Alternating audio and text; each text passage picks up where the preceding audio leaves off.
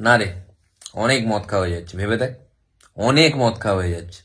মানে কালকে গুগলে পড়ছিলাম যে তুই যদি একটু মদ খাস তাতেও লিভারের উপর খারাপ এফেক্ট পড়ে। ছেড়ে দিতে হবে, ছেড়ে দিতে হবে গুগল থেকে পড়া। আরে যারা মদ খায় তাদের অনেকের মুখ থেকে রক্ত উঠে যায়। ওটা কাদের বলতো? যারা ডেলি খায়, প্রত্যেক দিন খাচ্ছে। আরে আমাদের কি, আমাদের মাসে এক দুদিন বাদ দিয়ে প্রত্যেক দিন খাচ্ছি, এতে আর কি হবে? আরেকটা জিনিস খুব গুরুত্বপূর্ণ, এটা জেনে রাখা ভালো, অনেকে জানে না, যে অনেকে মদ খেতে খেতে সিগারেট খায়। এটা কিন্তু খুব ক্ষতিকারক এটা। আরে তুমি নিজেই তো কালকে খাচ্ছিলে। আমি মদ খেতে, ওটা আলাদা জিনিস, সম্পূর্ণ আলাদা। আমি সিগারেট খেতে খেতে মদ খাচ্ছিলাম, মদ খেতে খেতে সিগারেট নয়, আমি আগে সিগারেট ধরিয়েছি।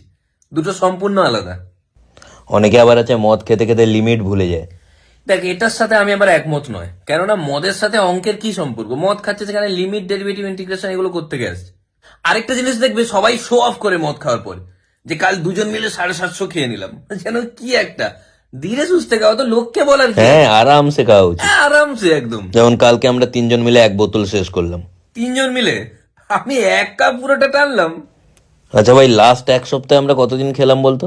লাস্ট 1 সপ্তাহে ওই জাস্ট 7 দিন মতো। না ভাই, আর খাওয়া যাবে না, বেশি হয়ে যাচ্ছে। বেশি হয়ে গেলে কোনো প্রবলেম নেই, পরের দিন খাবো।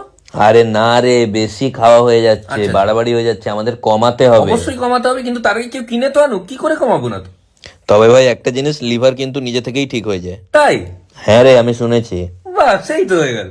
অনেকটা 750 নিজে নিজেই ঠিক হয়ে আরে যাবে। ধুর, প্রত্যেক দিন হয়ে যাচ্ছে। আরে কি প্রবলেম? শুনলে না, লিভার নিজে নিজে ঠিক হয়ে যায়। তো লিভার যদি না খারাপ হয় তো ঠিক হবে কি করে? প্রবলেম হয়ে যাবে না?